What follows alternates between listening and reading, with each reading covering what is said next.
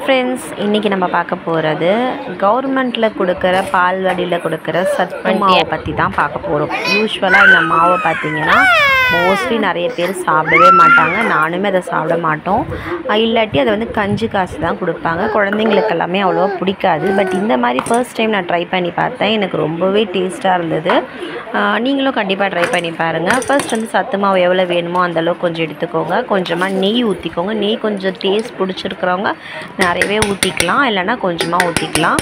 அதுக்கப்புறம் உடச்ச கடலை, சர்க்கரை, இது ரெண்டுத்தையும் நல்லா மிக்சியில் அரைச்சிக்கோங்க. பேஸ்ட் மாதிரி அரையக்கூடாது. நமக்கு சாப்பிடும்போது உடச்ச கடலை இருக்கணும், அந்த மாதிரி அரைச்சிக்கோங்க.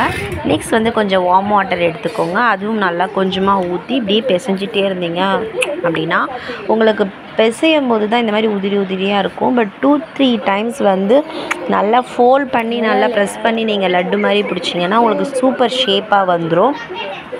இதை ஃப்ரிட்ஜில் வச்சு சாப்பிட்டோம்னா செம்ம டேஸ்ட்டாக இருக்கும். ட்ரை பண்ணி பாருங்கள்.